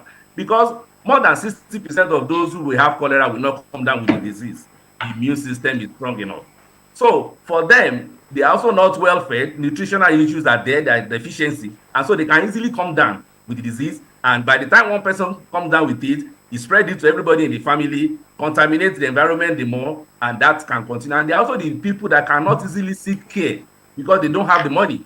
And that's why it may also result to death. And that's one of the beautiful things Lagos State has done to make treatment free for everybody that has this disease. Don't bother to ask questions, just come. The facilities are there, and they're also decontaminating their homes, chlorinating the water. Because one of that thing is that they are being educated, all the affected areas, on how they can purify their water, how they can make it safe for consumption so that they don't drink contaminated water. And with that, we start reducing, and you see the cases are going to keep coming down in the coming days. So basically, it's the disease of the poor. It's associated with poverty, water issue, sanitation issue, hygiene issue, coupled with nutritional challenges that could also bring people down early if they don't seek care. That is what we mean by that. Thank you. Dr. Oguni, thank you very much. We'll come back to you. Let's head to Bauchi, where Dr. Rilwan Mohammed is. Earlier, we had asked you to give us a situation report on the cholera outbreak in Bauchi, but we will allow you to round off your thoughts. And while at it, you may want to also tell us what challenges, if any, you are having with containing the disease. Thank you very much for coming back to me. And I just want to say that we have only 30 suspected cases of cholera. We don't have confirmed cases. That's number one. I hope you are not hearing me well before. And then we actually set up a rapid response team at the state and local government level. And we're meeting twice in a week. And we knew that this is at the peak of the rainy season. And we expect the outbreak of cholera to start in the state. Since 2021, we're having some pocket of outbreaks. And last year, we had few outbreaks. Now, the rapid response team, the surveillance system at the state and local government has been activated. The rapid response team has also been activated at the local government level. The surveillance system, the pillars has also been activated. Surveillance pillar, case management pillar, and we also have the risk communication. One of the things that is important to us in management of cholera is information. You don't give information to public, we're in trouble. Now, we have started sending jingles into radio, televisions, community radios, and then our town announcers are going around to inform the people, look, there is an outbreak of cholera in the country. If there's outbreak of cholera in Lagos, already there's outbreak of cholera in Bauchi. So we don't want to wait. It's about 30 states are having outbreak of cholera or suspected outbreak of cholera. We have to start planning, and that's what we did. We put the technical working group at the NCDC level and at the state level. We are already working and having meeting twice in a week. Well, we have meeting before once in a week to actually look at what we have and where are the problems. And you can ask this problem of cholera can be from the government also. The whole of Bauchi state, we don't have public toilets. I just had a small diarrhea just after eating salad meat. I was looking for a place before I reached my house. There was no public toilet to pay money and go in. So people at the open defecation is also resulted from the government side. The fault is from the government side at the state, local government level, and federal government level. The only place where we have public toilet is in the market or in the motor parks. And they are very careful about doing that because people are coming together. They pay a token amount of money to defecate. And that will reduce the outbreak of cholera in the country. It's very important that we do that. And then one thing that we also realize is that we bought a lot of chlorine to decontaminate all the well in Bauchi. His Excellency the Governor of Bauchi said gave us about 8 million to bought chlorine and also carry out rapid response decontamination of all the well at the state and local government level. We already did the mapping to chlorinate all the wells to prevent the outbreak to occur. Already we don't have a case, but we hope we are going to contain that, and we want to appeal to NCDC. The RDT that we are using to actually carry out the test, know whether it is a confirmed or no confirmed case, we only got 100 from NCDC. And then I think that we need to get more because Bauchi says about almost 10 million now. And then people are coming from all walk of life because of the crisis in Plateau, crisis in the Northeast. Bauchi says it's the safer one. So a lot of women are coming in. We have a lot of outbreak in Bauchi because of this kind of condition. It's congested. People are living in Bauchi, and then the little supply, what do you call it? The facilities that we have in the state level, the health facilities are also being congested because of that. So I want to appeal to the NCDC that the synergy between NCDC and MPSCD is key, and then Ministry of Environment. So, and the Ministry of Agri, the so-called incident one health, is very important in containing the outbreak, not only cholera, so that we are working with one voice. And I think I want to congratulate and thank NCDC for actually promptly talking about this cholera, so that we will not sleep, and many people have died by now because we are trying to see how we can contain it. All states are now waking up, and then NTA is also, you can see that we are now discussing and informing the public. One thing that we must do and we must inform the public is about hand washing. We don't wash our hands after eating, after going to the toilet, we are going to have outbreak of cholera and other outbreaks. So much, Dr. Mohammed, Executive Chairman, Bauchi Primary Healthcare Development Agency. And thank you for the clarification as regards not having anyone with cholera in that state, but suspected cases. And we hope it remains that way. Let's get back in the studio now. Dr. Nwachukwu, I would like you to, you said in the FCT, of course, no reported case yet. But I want you to speak about the health facilities and then the medical practitioners themselves. If we have the capacity in terms of infrastructure, and in terms of well-trained medical personnel to, handle this. I'm talking about in other states now where we have an outbreak. And then also want to speak to us about a vaccine. I think I saw a report yesterday about a vaccine and all of that. So could you give us that? All right. So let's talk about the human resource for treatment. I think that's one of the first questions. And it's a major critical issue because everyone knows what's happening in the health sector in terms of human resource for health. There's a critical shortage of people to work in health facilities. When you go to the primary health center, you're seeing volunteers. When you go to secondary health facilities, sometimes you're seeing just one or two doctors, maybe one nurse covering a round. So, and one of the things that the current mandate secretary is doing right now is being to see how she can mobilize volunteers in terms of health professionals who are in other sectors, who are not in health facilities, to go into health facilities and beef up the capacity. She actually gave an experience where she went to a facility and there were just not enough hands because of the attrition, the JAPA syndrome that has happened. It's huge and it's massive. So that's a real gap.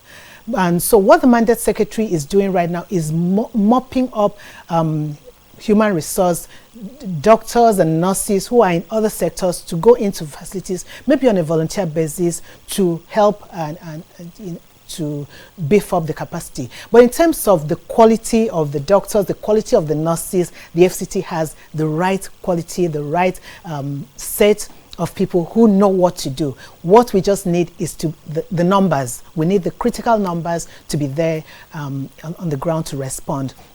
And then you talked about vaccines. So yes, there are oral vaccines. The vaccines against cholera are oral vaccines, and the vaccines are available. But what happens is that you have to know the serotype that is circulating. So Dr. Guni just talked about in Lagos, what is circulating is 01. So which means the vaccine that goes there will be against that serotype. So what is important is that tests should be carried out. It's one thing to say, oh yes, somebody will suspect it's cholera. It's another thing to actually test the stool and confirm. So once you do a rapid diagnostic test, and you need to go further to take that sample to culture and actually grow the bacterium so that you can know this is what we're dealing with. That's the only way you know the serotype that you're dealing with, and then you can tailor the vaccine against that. That happened in previous years. And so you notice that once you are vaccinated against a serotype, the next outbreak, it's not that serotype. And that is one of the things that shows that vaccines actually work. Because when the next outbreak comes, you see that it's completely different from the serotype that caused the previous outbreak. So vaccines are available. You have to have the right serotype, and then you demand for those vaccines. And remember, it's not vaccines. So the vaccines for cholera should be on demand. Why is it not incorporated into the vaccination schedule that we have in the country? So because cholera outbreaks happen sporadically. So it's not, like you said, it's seasonal, so it comes with the rains. And so you prevent. So once you take the vaccines now and you spread it around, you find out in the next season, you won't have that happening. Again, you have to test. And remember that vaccines is not something you can go and buy. You have to, at a country level, ask for it and get it done. So vaccination is going on. Lagos is vaccinating, and different states, I'm sure, are vaccinating. All right. Let's get to Imo State now. I just hope the connection is better now. Dr. Success, if you can hear me and see me clearly, I'd like to find out from you. Of course, the conversation has gone a very long way, but of course, you could fill us in on what's happening in Imo State as regards cholera outbreak, number of cases, and then number of deaths so far, if you have any. All right, good morning. I'm sorry about the network. It's been quite challenging this morning. From January to June, the state recorded about 28 suspected cases of cholera, and all of them tested negative on rapid diagnostic tests. And we had more of female to male distribution of these suspected cases, and we had more with children under 5. We had about 2 cases with children 5 to 10 years, and we had about 5 cases with children 11 years and above. And then we had these cases spread along local government area distribution. We had about seven local government areas that were affected, but all of them tested negative. So I must tell you that in Imo State, there is no outbreak of cholera. But you know that as Igbos, we are travelers, we are businessmen. And the more we travel, the more we are on, once we're on transit, the more we are buying things on the way to eat and everything. And bear in mind that it's not everybody that gets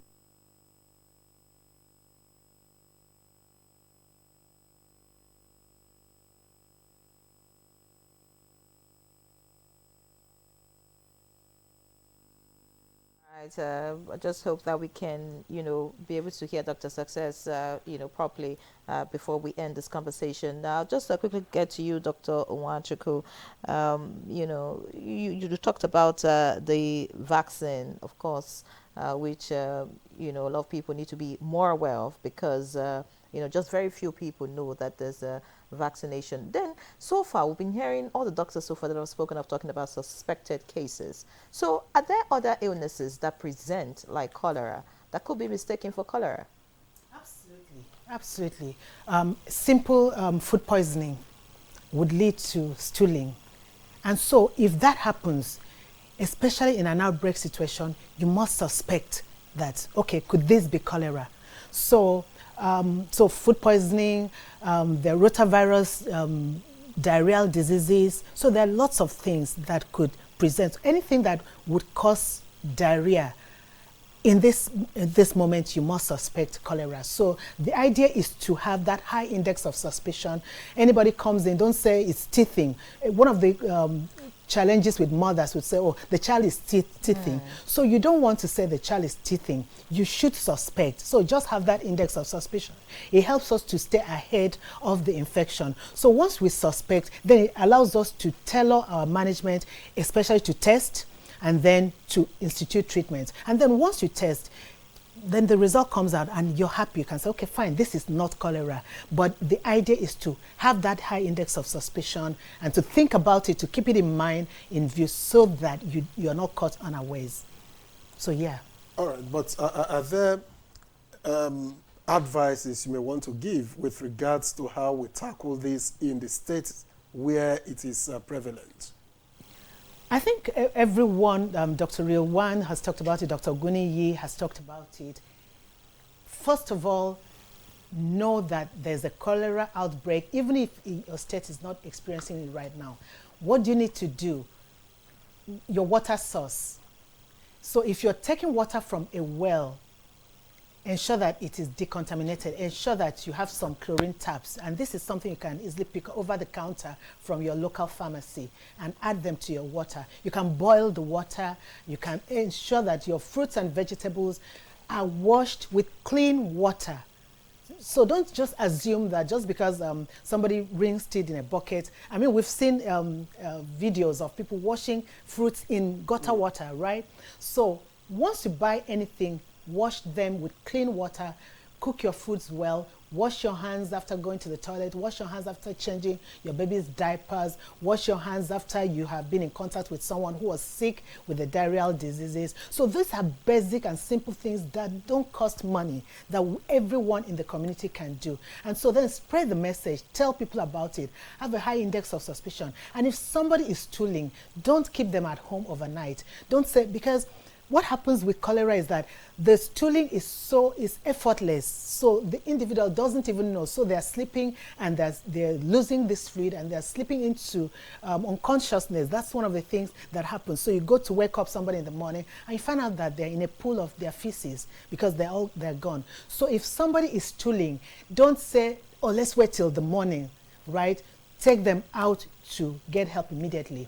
And don't forget your simple ORS. Your local pharmacy has those sachets. Get a sachet of UNICEF, WHO approved ORS in a liter of water and drink. If you don't have that, salt and sugar, 10 of sugar, 1 of salt, it's better than nothing. Don't forget zinc tablets. If you're in the healthcare center, they will naturally prescribe some zinc tablets to support you to recover early. And of course, if it's cholera, antibiotics will be given to the individual. The important thing is to seek help, to eat well, to watch what you're eating, just the basic hygiene that we've talked about today. All right, you didn't mention prayer houses, Dr. Prayer houses. Should they consult prayer houses at this time? So, you can pray, but please go seek for help.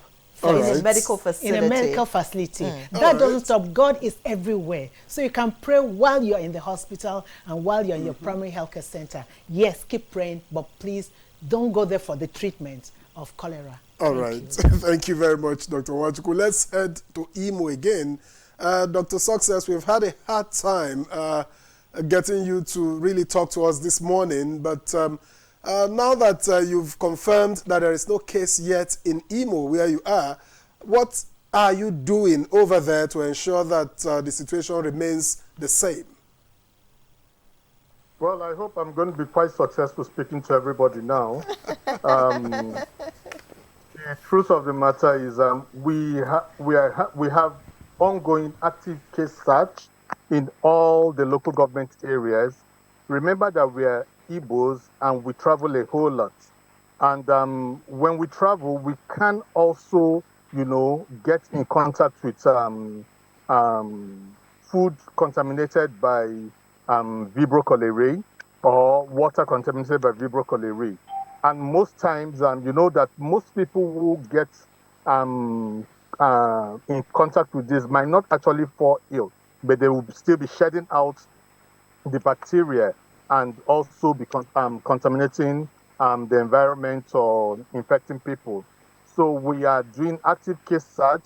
Our surveillance team, our disease surveillance, disease notification officers are all there to make sure that we don't have any active case going on. And once there's an active case, the patient starts treatment immediately. We've trained our healthcare workers. Our frontline workers are all trained.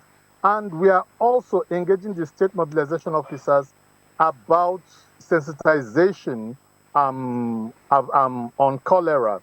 And also, just like NTA is doing, every media house is being sensitized.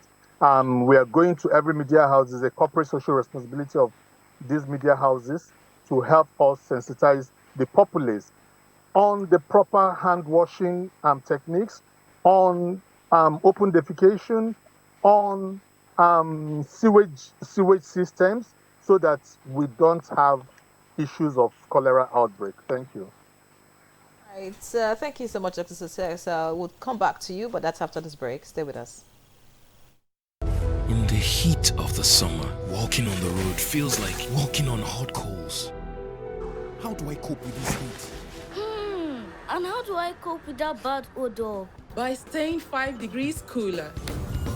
Body odor is caused by germs, and on hot days, the sweating and the odor are more. That's why you need to get the new improved Dettol Cool Soap, which offers up to 5 degrees instant cooling sensation and protects you from 99.9% odor-causing germs.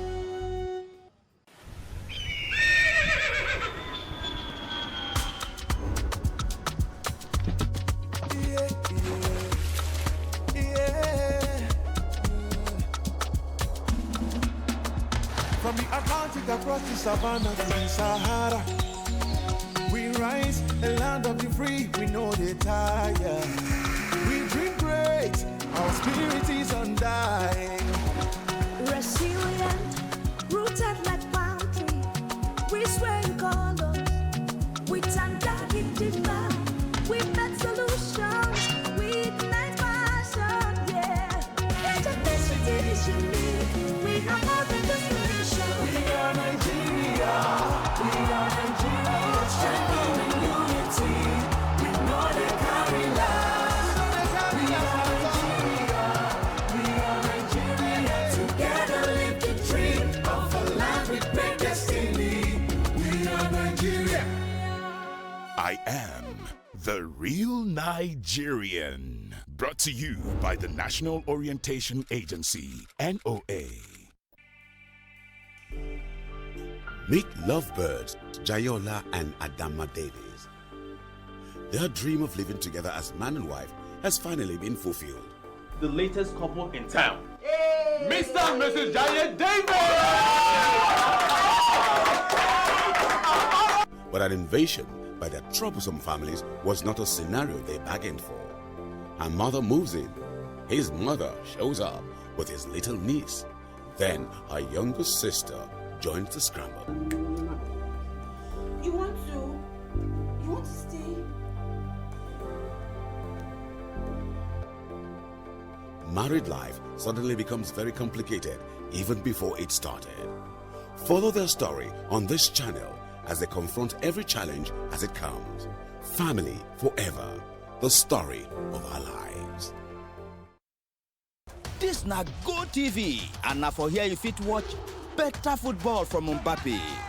Ball wey Kane use the tear net. Ronaldo. And all the big boys wey go follow drag the who go be oga of Europe.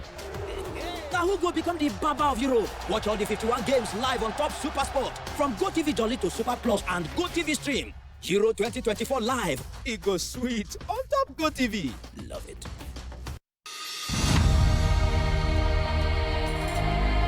You have to move from the point where you protect and defend your religion to a point where you also recognize the rights of the other person, of the other religion, and protect it.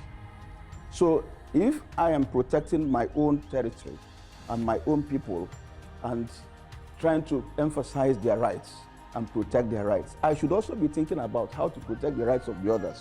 Both Islam and Christianity recognize and defer to God, and both recognize the temporariness of the life of this world, and that ultimately we all go back to God for the day of reckoning, when everybody will render an account of his life on this temporary abode.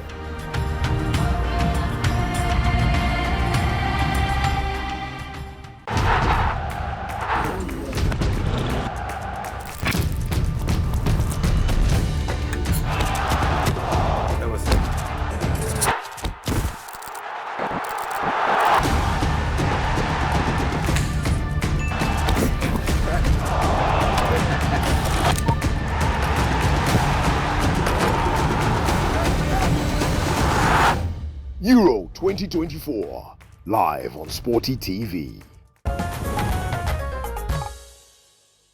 All right, welcome back. It's still Good Morning Nigeria, live on the network service of the NTA, and our conversation is around cholera outbreak in Nigeria. Our guests are still very much with us, and I'll head to Bauchi now, where we have Dr. Rwanu Mohammed, the Executive Chairman of the Bauchi Primary Health Care Development Agency. Dr. Mohammed, you know, looking at statistics, in Nigeria, cholera actually caused twice as many deaths in 1 year as COVID did in 2 years. And looking at the outbreak in 2021, where we had about 111,062 suspected cases and about 3,604 deaths. There's a reason to worry at this point in time. What would be your recommendation, you know, in terms of long-term solution, you know, in order to handle future outbreaks and even the current one we're currently experiencing? Well, I would just want to say that the Honorable Minister of Health and Social Welfare should know that just like defense budget in America and England, they're talking about very high defense budget. They're looking at your strength. The NCDC is, when the executive director he visited Bauchi State last year, he told us that the budget for NCDC is only 2 billion, while in primary healthcare have 16 billion budget. So there's no, the NCDC is being suffocated of funding to carry out activity throughout the country. And there are a lot of outbreak of disease, particularly yellow fever, cholera, Lassa, measles outbreak. In the whole of this year, we are having outbreak in Bauchi and other places. The NCDC need to be empowered with funding, and so that they can buy a lot of supplies, and then they're only coming to Bauchi to actually give us technical support. Training. They will bring only small supply because they are suffocated with funding. So in America, they are talking about defense budget to protect themselves. The NCDC should be protected and give them funding to carry out this work they are doing at the center, so as to monitor this process. And the technical working group is already being set at the NCDC. And then at the state level, we are doing the same thing. And then at the local government level, the technical working group has been set.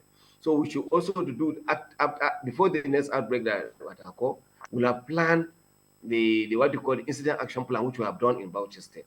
And our supplies are already intact. All our partners brought their supply in one place.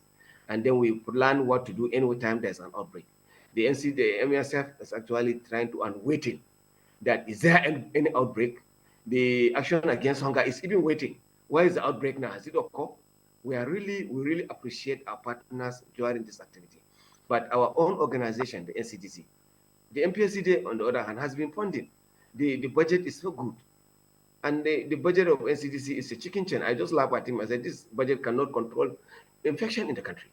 So we need to look at the reality on ground. The outbreak is getting more and more because of the economy, because of the sort of inflation that is going on. People are getting more poverty in the land, a lot of trouble, no, a lot of water supplies. People, even the such water that is very cheap, such water that you can buy and drink, is now it's an essential commodity now. Also, household cannot get such water. So it's we're really in a big mess that we need to look at this kind of outbreak of disease where it is preventable. All the ones that we mentioned are preventable. I think I will commend NTA for actually always coming to enlighten the public about the disease that's preventable, and that the government should also come to align with their responsibility. We should also take in along our leaders, our religious leaders, and the people here are religious leaders more than our traditional rulers. We need to inform our religious leaders during sermon. They should talk to the public about cleanness of the environment, cleanness of the water they are going to drink. If they are doubting of the water they are taking, please, they should boil the water. It's very important that even if you are looking for something to boil the water, the whole of the town, they cut all the trees. They are using firewood and charcoal. I don't know one day when we are going to look for air to breathe, because all the tree has been cut down, because the cooking gas is very expensive. Government should be aligned to their responsibility to support, and the public should also try to support the government by not dumping refuse anywhere they want to dump refuse. They dump refuse anywhere they want to, and then there's outbreak, there's a flooding going on in the community. People are now sunk, and the people are dying and then getting infected with cholera and other infections. It's very important that we should enlighten our public about cholera, which is preventable. The vaccine is not for lifetime vaccine. The cholera vaccine is given during outbreak, and it's only being given by the RCG through WHO. You apply, you get the supply, and then you give out. But as the doctor said, the doctor mentioned, the FCT doctor said, that if you give this vaccine, I'm sure the first thing that controls the cholera in Nigeria today is the vaccine. Because at the time we started the vaccine, 1.5 million vaccine that we got from the WHO, when we did the vaccine, all cholera outbreak came down. But it's not a lifetime vaccine. We really appreciate this enlightenment to the public. All right. Dr. Mohammed, thank you very much for your contribution there. Let's get back to Owerri in Imo State, where Dr. Success is, to ask, since in Imo seems to be free, I'm sure we can count on an advisory from you if we say what needs to be done with facilities across the states to be able to ensure that even if it gets into any state that is currently not faced with it, like Imo, that they will be able to manage it. Well, the truth of the matter is we need to train our healthcare workers to know how to manage this outbreak. We need to sensitize the public. The basic thing is not the treatment. The basic thing is preventing it. What is this prevention? Very simple. Wash your hands regularly, especially after defecation. Secondly, boil your water. If you don't have access to potable water, or you fetch your water from an open place, boil your water often and filter your water. Buy chlorine tabs and put in your water. In 1 hour, your water is neat. These tabs are quite cheap. And then wash your vegetables, wash your fruits thoroughly before eating them. This way, you sensitize the public. People need to know the symptoms of this cholera, and people must have high suspicion index. Let us not say, oh, this is just diarrhea, it will stop. That's what most people will say. Oh, I just want my system to purge itself and it will go off. Please, any diarrheal disease, suspect it to be cholera during this outbreak. Report. Go to the nearest health facility and get some treatment. Because what kills people is not just the infection, it is simply the loss of fluid and electrolytes that kills people. So something as easy as ORT will help people. The government is doing its best to make sure that RDTs are available in all our health facilities. Please, our healthcare workers should put in their best in making sure that every case of gastroenteritis of diarrheal disease that comes to them, they suspect it as cholera, treat, take samples and check so that we don't lose people. That way, we'll be able to salvage our people from this outbreak. Thank you. All right, thank you so much, Dr. Success. That was a successful connection to you there in Imo. Let's see if we can reach Dr. Oguniyi now. Dr. Oguniyi, if you can hear me, I'd like you to tell us where we are in terms of vaccine production. Of course, when COVID broke, there was so much talk around, Nigeria trying to develop in terms of vaccine production, to deal with, outbreaks and all of that. Where are we at the moment? And then there's a report that the EU intends to support Nigeria with about 18 million pounds for vaccine production. What is that about? All right, thank you very much. The conversation around vaccine, it's an ongoing thing. And I think just from what the EC in Bauchi said earlier on, even the current oral cholera vaccine does not confer a lifelong immunity. Within 1 year, 2 years, 3 years, you need to take booster doses. So even though it's helpful, but the cost of sustaining them, the current production capacity is not optimum to really depend on or invest in that much in that regard, especially for a disease that there are other options that we can really explore that are more cost effective. So the right organization to engage us further on this is our sister agency, the National Primary Healthcare Development Agency, who will be able to speak more in details because this is their call. But what we know is that the government is committed to this. There are different levels of technical stakeholders that have been set up, committee working behind the scene for different vaccine production efforts in the country. So what is important for Nigerians for prevention is to let us understand that prevention is not only a moral imperative, but an economic one. We need to understand that wellness is a journey. So it is not something that you end when the outbreak is over, then you go back until you have another outbreak. We have said it times without number. If people can't comfortably wash their hands frequently, can they prevent handshake? Can they be conscious of where they touch? Because you don't know who you are shaking, the surfaces the person has touched, or whether he has used toilet and he didn't wash his hands properly. Can these things be reduced? I know there are cultural issues around this, but for a society like the other time we were talking about this disease being disease of the poor, how many people living in the slums can dig borehole, can ensure they have good access to healthcare services? So we cannot afford to complicate the already challenging economy by also allowing disease that is preventable to keep claiming our resources and even claiming life. So one, if it is possible, we may need to reduce handshake or conscious of where you touch if you know you don't have access to quickly wash your hands. But the most important thing is that as much as possible, get your hands washed with soap and water, as we have been saying. The need to sustain communication is important. Let it not end when this outbreak comes down. By the way, I like to sound a note of warning. We are not at the peak yet for this outbreak, according to the seasonal calendar for the outbreak and the predictions. The rainfall is not optimum yet. You can see what NIMET predicted.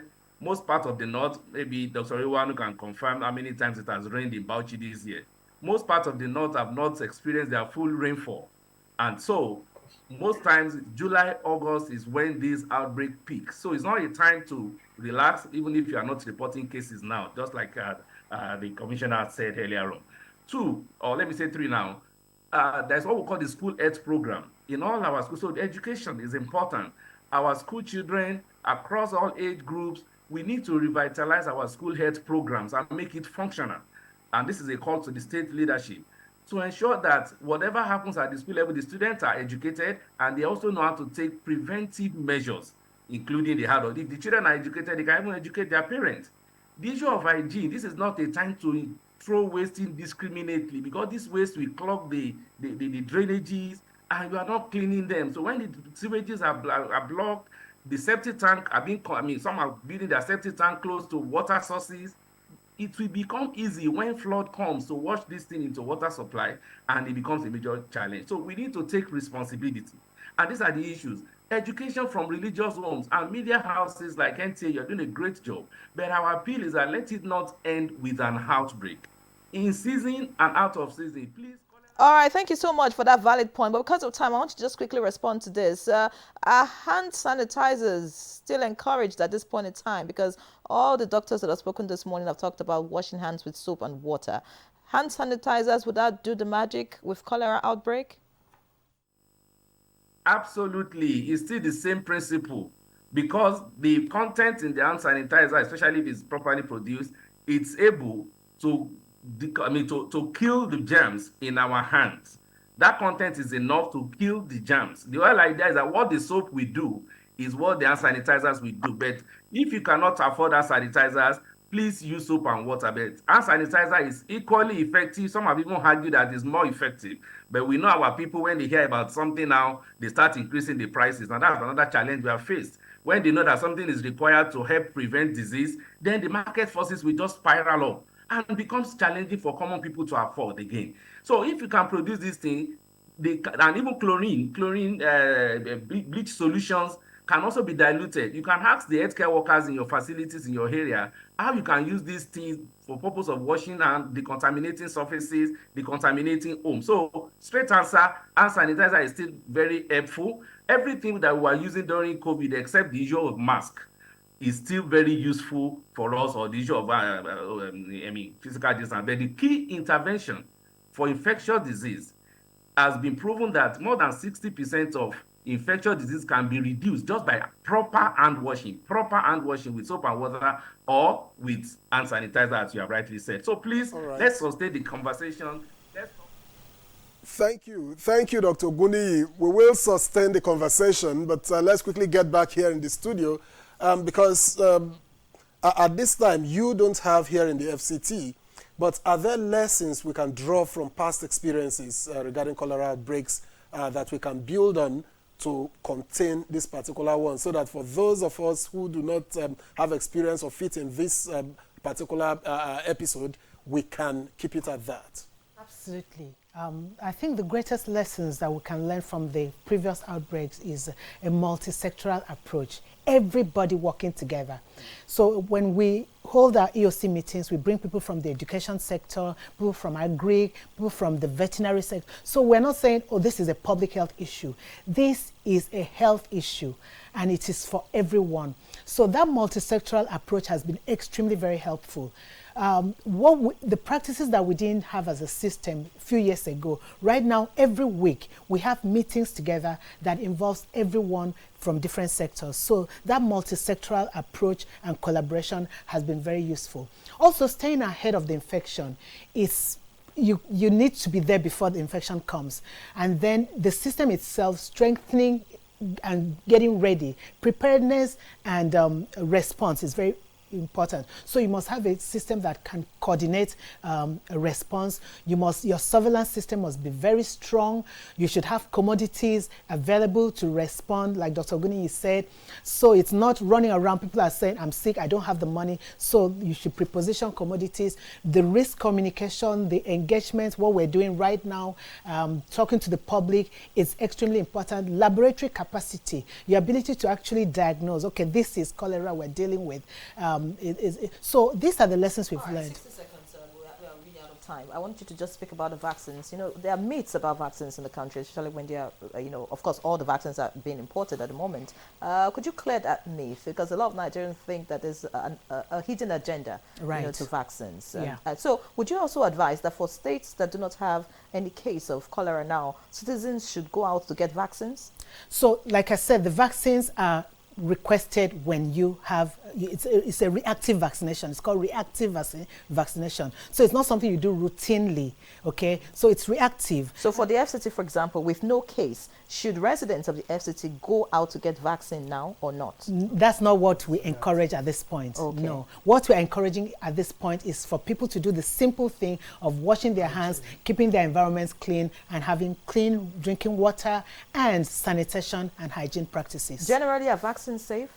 vaccines are very safe. If you look at the history, most of the things that have been prevented from vaccination. When we go into the communities, you can see the difference between children who have been vaccinated against measles, for instance, and those who were not. Thank you very much. So it shows that it does work. Fine place to leave the conversation. Thank you, Dr. Teresa Ekaite Nwachukwu, State Epidemiologist, FCT Health Service and Environment Secretariat. Thank you so much for joining us for the conversation. Thank you for having me. It was All a right, pleasure. Dr. Prosper Uhayaga, success. It was eventually successful having you on the program, Honorable Commissioner for Health and Social Services, Imo State. Thank you so much for your time. We hope to have you some other time. And of course, Thank you very much. All right, Dr. Abiodun Oguni, PhD, Assistant Director and Epidemiologist, Head, Sub-National Advocacy, Health Security and Health Promotion, Nigeria Center for Disease Control and Prevention, Lead National Rapid Response Team. A very long list. Thank you so much, Dr. Oguni. We appreciate you. And of course, Dr. Riwanu Mohammed, Executive Chairman, Bauchi Primary Healthcare Development Agency. We also thank you for your time. Thank you very much. All right, so that's Good Morning Nigeria this Friday. Please take care of your health. I'm Henry John. Have a great weekend. All right, and Victor Azo, stay safe and see you on Monday.